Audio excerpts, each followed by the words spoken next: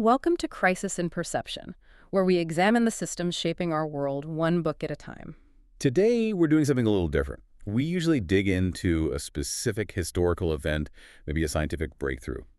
But today, we're looking at what you could almost call a diagnostic manual for the world we're living in right now. That's a bold way to put it, but I think it's accurate. We're tackling Feminism Is for Everybody. Passionate Politics by the late Bell Hooks.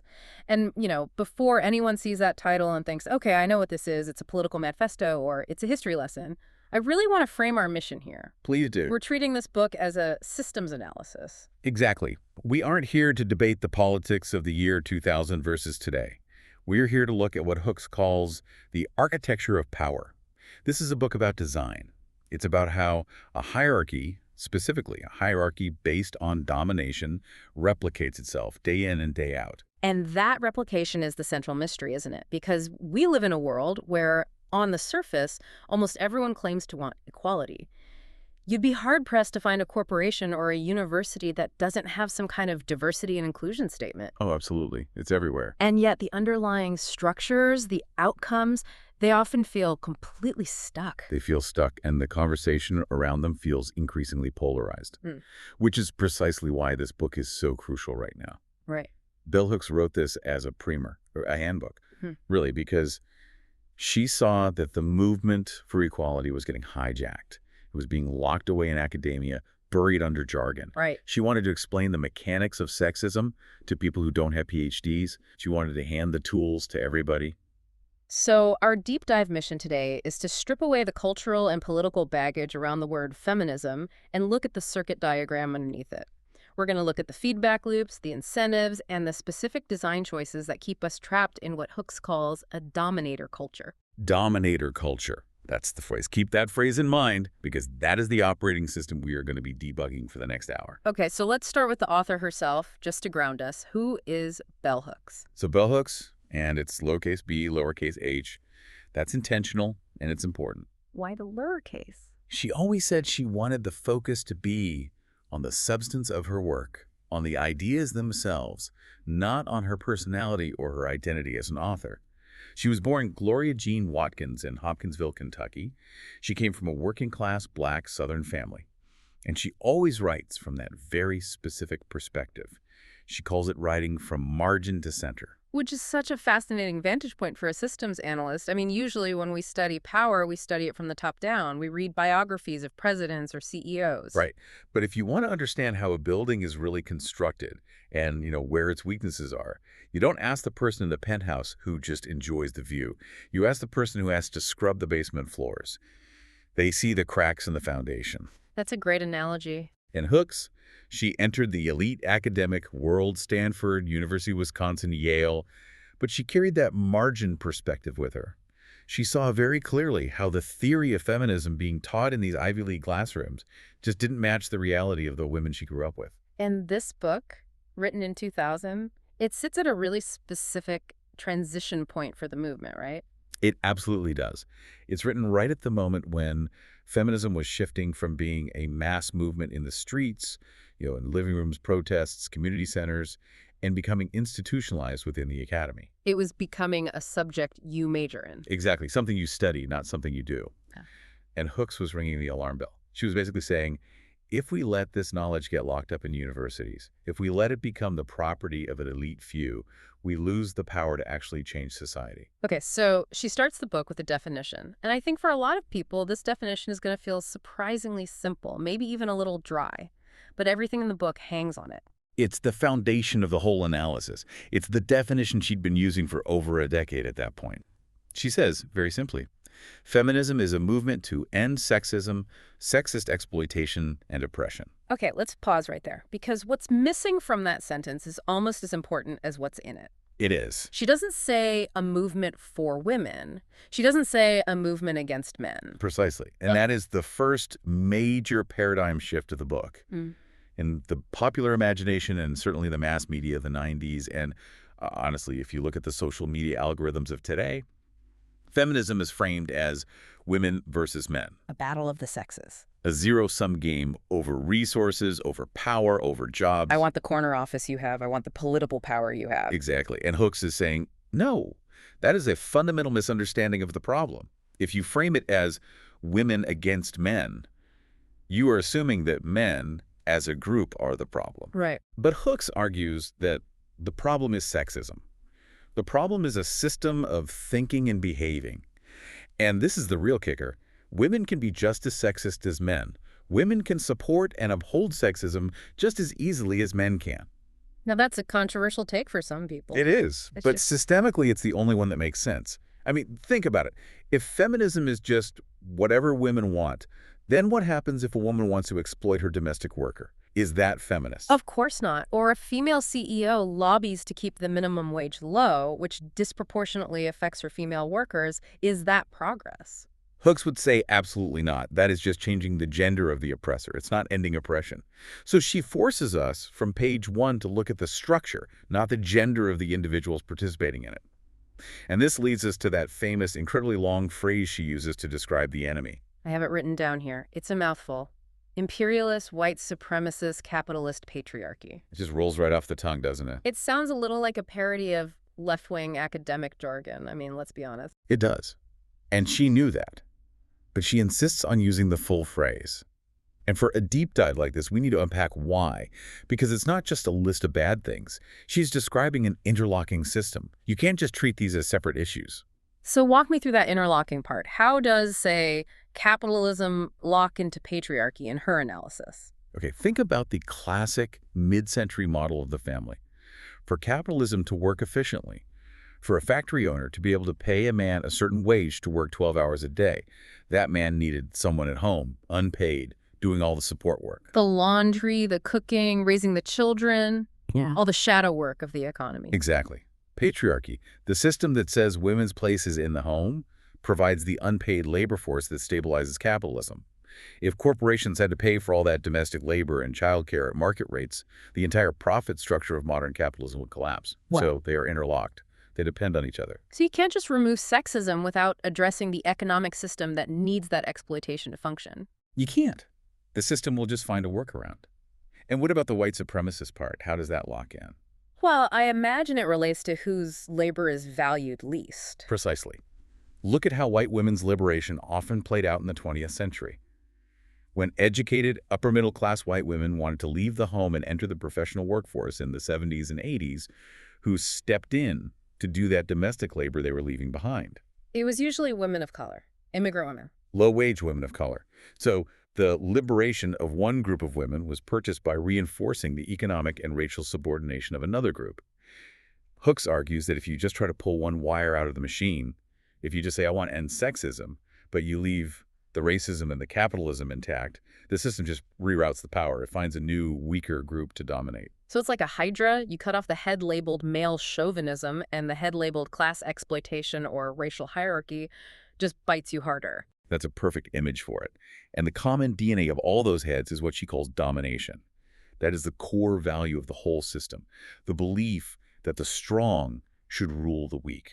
Whether it's parents ruling children through force, the rich ruling the poor through economic coercion, or men ruling women, her argument is that feminism, true feminism, is a revolt against the entire ideology of domination itself. Okay, so that brings us to the design of the system. If the goal is domination, how is that worldview installed in people? Because Hooks talks about this not as something that's just forced on us by laws, but as something that becomes deeply psychological. This is where we get into the internalized sexism chapter, and honestly, this is one of the most challenging and, frankly, uncomfortable parts of the book. It requires a lot of self-reflection from everyone. She calls it the enemy within. Yes, because if you grow up in a system that constantly, from birth, tells you that men and masculinity are valued and women and femininity are devalued, you don't just leave that at the door because you happen to be a woman. You absorb it. You breathe it in like smog. It becomes part of your own thinking. It does. And Hooks argues that women are socialized very effectively to become the primary enforcers of patriarchy. Enforcers against who? Against other women. Can you give me a concrete example of what that looks like in the real world? Oh, absolutely. Think about the high school cafeteria. Think about how women are taught to judge each other's bodies, each other's clothing, each other's sexual behavior, the shaming around being a slut, or the praise for being pure. Think about how mothers often scrutinize their daughters' appearances far more harshly than their sons. Or in the workplace, the idea of the queen bee who made it to the top and now pulls the ladder up behind her. Exactly. Hmm. Hooks points out that women are taught from a very young age to see other women not as allies, but as competition. Competition for what? Competition for the only resource that seems to matter in a patriarchy: male approval, male attention. That's the scarcity mindset. If power, status, and economic security all flow through men, then my path to success is to beat you, another woman, to get to the man. Precisely. And this creates a fragmented class. If the oppressed group is busy policing each other, she's too loud, she's too ambitious, she's not a good mother, look what she's wearing, then they can never organize collectively to challenge the actual structure of power. She tells a really personal story about this, right? About her time in college. Yeah, she contrasts her experience at a women's college with her time at a co-ed university, Stanford. At the women's college, intellect was celebrated. Women challenged each other, they argued, but it was about mutual growth. Then she gets to Stanford, a mixed environment, and she says suddenly all the brilliant women go silent in class. They just fade into the background. They fade. And even worse, they start judging the few women who don't fade, who do speak up. She realized that in a mixed-gender environment, the male gaze becomes the dominant force. Women start performing for the men, even unconsciously. And this leads to a massive realization for systems thinking. Which is, You can be a victim of a system and at the very same time be a perpetrator of it. that is a heavy concept. It completely kills the simple, clean narrative of the innocent victim. It does. And Hooks is adamant about this. Women have to do the work of unlearning sexism just as much as men do. You don't get a pass just because you're female. If you are using whatever power you have to dominate others, maybe you're a white woman calling the cops on a black man for no reason or a rich woman screaming at a waitress, you are practicing the politics of domination. You are upholding the patriarchy, even if there isn't a single man in the room. So if the design is this pervasive, if it's in our heads, in our families, in our economy, in our racial hierarchy, the big question is, why do we keep it? I mean, systems persist because the incentives align. Who is benefiting here and how? That is the multi-trillion-dollar question. Incentives. And Hooks breaks this down very clearly by gender and by class. Let's start with men. Why do men, even good men, uphold patriarchy? Well, the obvious answer is they win. They get the material benefits, the money, the power, the status. Hooks calls these the goodies. And they are real. Structural benefits, higher wages, generally speaking, preferential access to jobs and leadership roles. And, crucially, the unpaid domestic labor we talked about earlier. There is a tangible material comfort that comes with being the king of the castle. It's good to be the king. Materially, yes. But, and this is where Hooks shows this incredible empathy, which I think surprises a lot of readers, she argues that the cost of those goodies is psychological mutilation. Mutilation, that is a very strong word. She uses it intentionally. She says that for a boy to become a patriarch, to successfully fit into that rigid box of manhood that the culture demands, he has to systematically kill off the emotional, vulnerable, nurturing parts of himself. He has to learn to deny his own pain. He has to learn that anger is the only acceptable emotion. The old boys don't cry mantra. Exactly. But it's so much deeper than just crying. It's about a fundamental disconnection from one's own emotional life. She argues that men are required by the system to dominate, and deep down, most men are actually disturbed by this. They don't want to be violent, they don't want to hate women, but they are trapped in a brutal incentive trap. They're afraid that if they let go of the dominance, they don't just lose the goodies, they lose their entire identity. They don't know who they would be without that mask of control. That's it. It's a profound identity crisis. The system tells them, if you stop dominating, you aren't a real man. You're weak. You're nothing. So they cling to the power, even though it leaves them lonely and emotionally crippled. She sees it as a tragedy. She views men not as the enemy, but as comrades in struggle who are also being crushed by the system, just in a different way. That is such a radical shift from the man-hating stereotype of feminism that the media loves to promote. It's the complete opposite. She's essentially saying to men, we want you back. We want you to be whole human beings again. This system is hurting you too. Okay, so that's the male incentive structure. A combination of material benefit and deep-seated fear. What about women? Why would women support a system that keeps them down? We touched on internalized sexism, but is there a more direct economic incentive? This is where we have to talk about the great split in the feminist movement. Yeah. The reformist versus revolutionary split. This is arguably the most important historical analysis in the entire book. Okay, define those terms for us. All right. Reformist feminism is essentially this. The system as it exists is basically fine. I just want a better seat on the train. So let me be the CEO, let me be the general, let me get my piece of the pie. Yes. And it was driven largely by privileged, educated white women. They look at the men of their own class, their husbands, their fathers, their brothers, and said, I'm just as smart as he is. I want what he has. They wanted economic parity within the existing ruling class. And revolutionary feminism. Revolutionary feminism looks at the train and says, this train is going off a cliff. It's running on exploitation and domination. We don't want to drive the train. We want to dismantle the tracks and build a completely different mode of transportation. They wanted to end domination itself, not just get a share of the spoils of domination. Exactly. They wanted to transform the system, not just get absorbed by it. So which path won out? The system absorbed the reformists. It welcomed them with open arms. Because think about it, capitalism loves a reformist. Explain that. What do you mean? Well, if you're a major corporation and a group of highly educated women comes to you and says, we want to work 80 hours a week and be ruthless executives just like the men, what do you say? You say, great, welcome aboard. Here's a slightly lower salary than the guys, but you're in. Of course. It doubles your potential high-level workforce. It expands the tax base. Yeah. Most importantly, it doesn't threaten the underlying logic of profit, hierarchy, and exploitation one bit. It just diversifies the management team, puts a new face on the same old structure. Precisely. And Hooks points out the deep tragedy here. Once those privileged women got their goodies, once they got the high-paying jobs, the status, the power, their incentive to keep fighting for a total revolution evaporated. They made it. And they stopped caring about the working-class women, the poor women, the women of color, who were still stuck cleaning their office toilets. So the movement fractured along class lines. The women with the loudest microphones, the ones writing the books and getting on TV, were the very ones who had succeeded within the system. And so they began to project a version of feminism that was all about individual lifestyle choices. It became, I have a career, I have a nanny, I have a beautiful home, I have it all. And for the vast, vast majority of women, that was completely and utterly alienating. Because for a working class woman, getting a job isn't some act of liberation. It's just work. It's survival. That's the trap of the double burden. This is where Hooks critiques Betty Friedan's famous book, The Feminine Mystique, so brutally.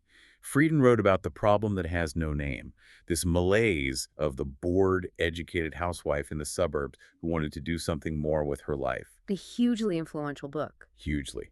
But Hooks says, that is a rich white woman's problem.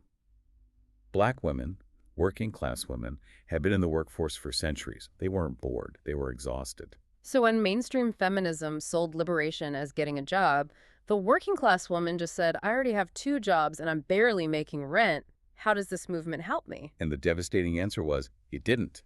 Because the reformist approach didn't fundamentally change the domestic labor setup. It didn't change the culture. So now women were expected to work a full-time job and still do all the childcare, all the cooking, all the cleaning, because the men hadn't been converted to a partnership model. Wow. So the system just adjusted to extract more labor from women without actually giving them more freedom or support. It seems like a classic bait and switch. The promise was freedom, the reality was burnout. And that leads directly to the other major outcome she identifies, which is violence. How does she connect the two? Well, if you don't change the underlying philosophy of domination, if you just let women enter the workforce, but you keep the cultural idea that might makes right in the home, then violence becomes a tool used to maintain the old order. She says violence isn't an anomaly in the system, it's a logical outcome of it. Right. We tend to frame domestic violence as an issue of bad men losing control. Hooks says, no, in a patriarchal system, violence is a form of control. It's the ultimate enforcement mechanism. If a man feels his dominance is threatened, if I can't dominate you with money and I can't dominate you with intellect, the system teaches me that I can and should dominate you with my fist. And because the broader culture validates domination, we celebrate it in action movies, we use it in foreign policy. It's incredibly difficult to tell men, don't be a dominator in your living room when the whole world outside it runs on that very principle. Exactly. You can't end violence against women in a vacuum. You have to end the cultural commitment to violence as a legitimate way of solving problems. That's the revolutionary insight. You can't just arrest the bad guys. You have to change the blueprint of how human beings are taught to relate to one another. So we've got the design domination, we've got the incentives, money for some, status for others, and fear for many. Let's start explicitly mapping the actors. Who are the institutions actually teaching this stuff? Because babies aren't born believing in patriarchy. No, they certainly are not. Hooks is very specific about the schools of domination. And the primary #1 school is the family. That's tough to hear. We usually think of the family as a safe haven from the world. It can be. But for many, many people, it's a boot camp for hierarchy. Hooks argues that the family is where we first learn that authority equals domination. If a father rules over a mother with an iron fist, or if parents rule over their children using coercion, shame, and violence, the child learns a very simple lesson. Might makes right. And they also learn that love and abuse can coexist in the same space. That is the most dangerous lesson of all. The idea of, I hit you because I love you, or I control you for your own good. Hooks argues that this fuses the concept of love with the practice of domination in the child's mind. So when they grow up, they seek out relationships, both romantic and professional, that replicate that toxic dynamic. So if we want to dismantle this massive system, she's saying we actually have to start with something as intimate as how we parent. Yes, we have to move from what she calls authoritarian parenting to liberatory parenting. Parenting based on mutual respect, rights, and teaching, not on the principle of because I said so. Okay, so the child graduates from the family and goes to the next actor, the academy, the university system. We touched on this, but let's go deeper. Why is Hooks so critical of universities? She was a celebrated professor. She was. And that's precisely why she knew the beast from the inside. She saw that as feminism became a discipline, something you get a degree in, it became profoundly depoliticized. How does studying something depoliticize it? You'd think that education would lead to more action. Not if the education is intentionally designed to exclude. Hooks talks at length about the gatekeeping function of academic jargon. If you pick up a book on feminist theory from 1995, chances are it's completely unreadable to an ordinary person. It's filled with $10 words and abstract concepts that have no connection to daily life. It sends a clear signal. This knowledge isn't for you. This is for the credentialed elite. Exactly. And once you sever the link between the theory and the masses, the movement dies. It becomes a topic for a dinner party conversation for the wealthy, not a tool for the cleaning lady to demand better wages. The academy, in her view, turned a revolution into a resume builder. Wow. Then we have the mass media. This is arguably the most powerful actor in shaping perception today. And maybe the most deceptive. Hmm. Hooks argues that the mass media is, by and large, controlled by corporations that benefit from the patriarchal status quo. So naturally, they aren't going to broadcast a clear, compelling message that says, dismantle corporate power. So what do they broadcast instead? They broadcast caricatures. They give us two main options. First, you have the power feminist. The wealthy, usually white woman in a power suit, stepping on people to get to the top. The girl boss. And the second? The man hater. The angry, irrational, humorless woman screaming at a protest. Both of which serve to alienate the average person watching at home. Precisely. If I'm a regular guy, and all I see is the man hater, I think, wow, feminism is out to get me. If I'm a working class woman and I see the power feminist, I think, well, that has nothing to do with my life. That's for rich people. The media constructs a version of feminism that is incredibly easy to reject. Straw man. Or a straw woman, I suppose. It's a brilliant defense mechanism by the system. By controlling the public image of your opposition, you ensure that the opposition never gains mass appeal. Let's talk about the workplace as an actor.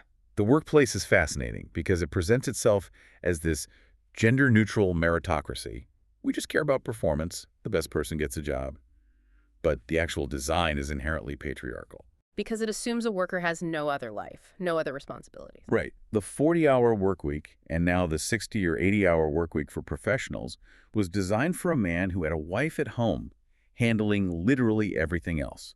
The cooking, the cleaning, the kids, the doctor's appointments, the emotional labor. And when women entered the workplace in massive numbers, the workplace didn't say, oh, we should probably change the structure to accommodate the reality of caregiving. No. It said, you have to compete as if you are that man who has a wife. But women didn't have wives, so they were set up to fail or just to drown in exhaustion. And this reinforces the narrative that women can't handle the pressure or that they are opting out of their careers, when in reality, the system is designed for a type of human that effectively no longer exists, the single breadwinner man with an invisible full-time support staff. Let's move to the narrative mapping. We've talked about the actors. What are the key stories the system tells itself to keep this whole thing running? You mentioned lifestyle feminism earlier. This is the big one for our contemporary moment. It's the total commodification of the movement. It's the I choose my choice. narrative. Which is the idea that if a woman chooses to do something, anything, it is inherently a feminist act simply because she chose it. Right. I choose to get expensive plastic surgery, therefore my plastic surgery is feminist. I choose to stay at home and be totally submissive to my husband, therefore that is my personal feminist choice. Hooks absolutely shreds this argument. Why? Isn't personal choice the ultimate goal of freedom? Agency is the goal. But choices don't happen in a vacuum. They happen within a system that pushes you toward certain options. If you choose to align yourself with a system of domination and objectification, Hooks argues, you aren't challenging the system. You're just capitulating to it in a way that feels empowering. Lifestyle feminism removes the politics. It removes the collective struggle. It completely removes the politics. It says you don't have to support abortion rights. You don't have to care about equal pay for poor women. You just have to be you and buy the right products. It turns a political struggle into a consumer identity. Buy this t-shirt that says the future is female. Exactly. It makes you feel good about your identity without requiring you to do the hard work of changing how power actually operates in the world. It's safe. And that's why it's so popular and so heavily marketed. Okay, another key narrative is meritocracy. The idea that we've removed the legal barriers for women, so now if you fail, it's your own fault. This is the gaslighting narrative. It's so insidious. It completely ignores all the structural barriers we just talked about. The internalized sexism, the double burden of labor, the lack of affordable childcare, the biased workplace design. It pretends that equality has been achieved because a few laws changed, even the entire culture hasn't.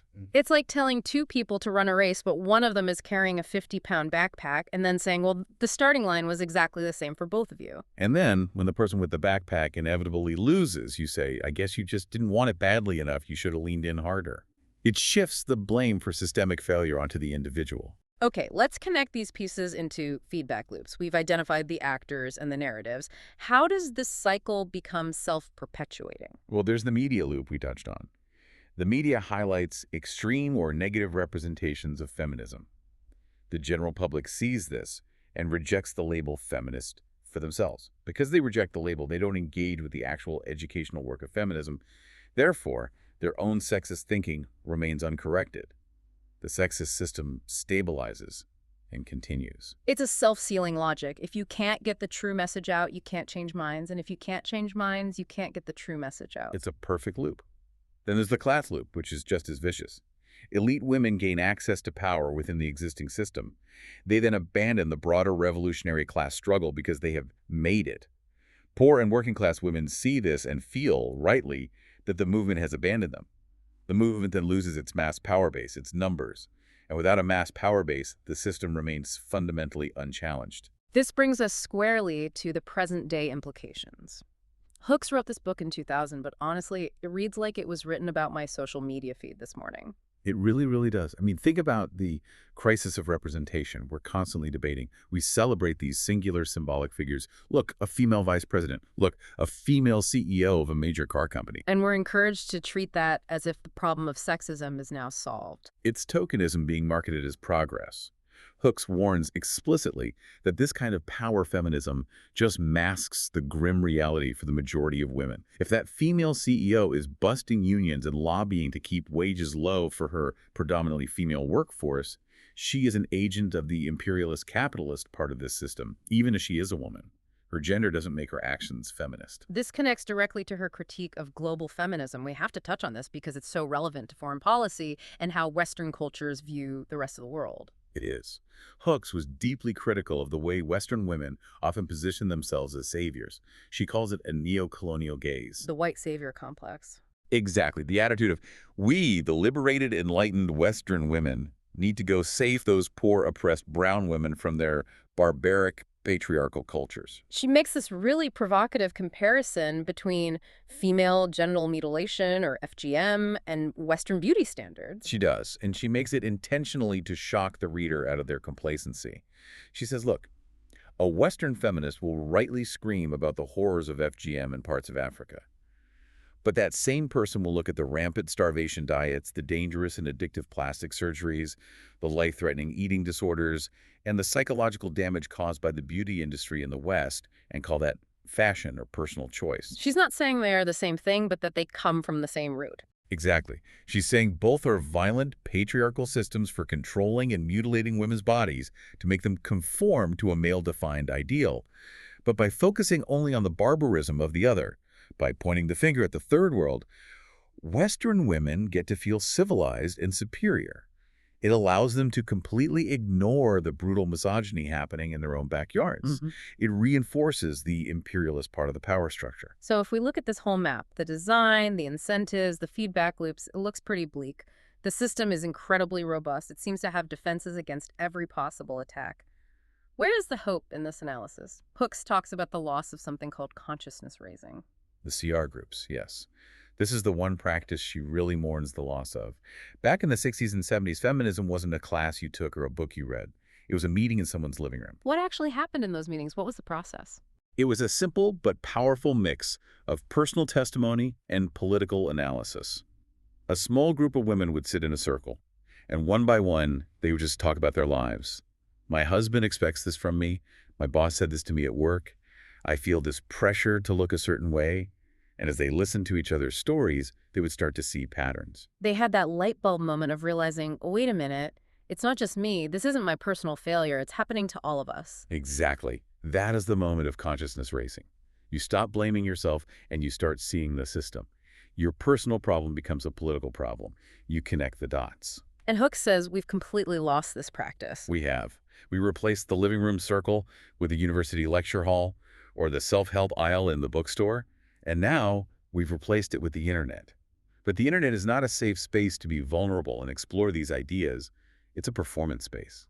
It's a battlefield. You can't admit you're struggling with your own internalized sexism on Twitter. You'll get canceled in 5 minutes. Right. There's no room for growth or nuance. So we lack these crucial spaces to actually convert people. We lack spaces where people can unlearn sexist thinking together, collaboratively, without judgment. Hooks argues that if the movement is to be revived, we need to bring the conversation back to the living room. We need face-to-face, trusting community. And critically, that community needs to include men. This is her final and perhaps most crucial point. Men are not the enemy. They are necessary comrades. She explicitly, forcefully rejects all man-hating rhetoric. Yeah. She says if you hate men, you're reacting out of your own pain, which is understandable, but you aren't doing the political work of building a new system. You're just venting, you're not building. Exactly. She says we need to work to convert men to feminist thinking, just as we need to convert women. Because remember her earlier analysis, men are victims of this system too. They are emotionally isolated. They are starving for genuine connection and love. They are taught that their only value is in dominance. She argues that a visionary feminism offers men a way back to their own hearts, a way to be whole again. That's a really beautiful and strategic way to put it. It is. It reframes the entire struggle. It's not women versus men. It's love versus domination. It's mutuality versus hierarchy. And this connects so strongly, obviously, to our channel's whole identity, the crisis in perception. It's the perfect case study because the crisis here is that we are perceiving the problem all wrong. We perceive it as a battle of identities, of groups, men versus women. Right. Structural design shapes perception. The media and the educational systems are designed to prevent us from seeing feminism as a universal movement for liberation for everyone. They frame it as a special interest conflict to keep us divided and conquered. And we perceive our choices as completely free, when in reality they are powerfully shaped by hidden incentives. Incentives precede intentions. That's a core thesis here. Even well-meaning people, reformist feminists, nice guys who say they believe in equality, end up upholding the system because the incentives for their own survival, money, academic tenure, social peace, align with the status quo. To change the behavior, you have to expose and change the incentives. And finally, that idea of fragmented analysis protecting the system. By separating gender from class and class from race, the system protects its core. If you only fight sexism, you leave racism and capitalism intact to continue the work of domination. You have to see the whole circuit board. You have to diagnose and treat the patient as a whole, interconnected system. So as we wrap up this deep dive, let's try to crystallize the main takeaways. If you, the listener, walk away with just 3 core ideas from feminism is for everybody, what should they be? First, rethink your definition of power. Power isn't just about who sits in the Oval Office or the CEO's chair. It's about how we relate to one another every day, in the kitchen, in the bedroom, in the classroom. Are we relating through domination, what she calls power over, Or are we striving for mutuality power with? Mutuality, that's the alternative design principle for society. It is. It's the partnership model. Second, the enemy is not men. The enemy is sexist thought and behavior. And that enemy, that ideology, can live inside any of us, regardless of our gender. We all have a lifetime of work to do to evict that enemy within. That's the profound call to self-reflection for everyone. And third, institutional continuity. We cannot trust our institutions, our schools, our jobs, our governments to fix this for us. They will naturally, by default, revert to patriarchal norms because that is how they were designed. Real lasting change requires constant, vigilant, mass-based education. It requires us to talk to our neighbors, our families, our friends. It requires, as she ends the book, a politics of love. She does. It's a surprising end for a political book. She says that feminism is ultimately a movement to end domination so that we can all actually experience love. Because you cannot truly love someone you dominate, and you cannot truly love someone you fear. Love requires equality. That is a powerful reframing. It takes the topic out of the realm of angry online debate and into the realm of systems design and really human potential. And that is why it is a crisis in perception. Once you see the system, once you see the imperialist, white supremacist, capitalist patriarchy, not as an angry slogan, but as a machine with interlocking parts, you can't unsee it. And seeing it is the first necessary step toward dismantling it. The book is Feminism Is for Everybody, Passionate Politics by Bell Hooks. It is a very short read. You can honestly finish it in an afternoon, but it is incredibly dense with insight. We highly encourage you to pick it up from your library or a local bookstore. It's a handbook. It's meant to be used. This project is free and publicly accessible. If you'd like to support the time, tools, and research behind crisis and perception, you can become a supporter on Patreon. For a shorter visual overview of this topic, see the mini explainer linked in the description. If you enjoy this kind of systems-level analysis, please like, subscribe, and comment with books or topics you'd like us to explore next. Thanks for listening.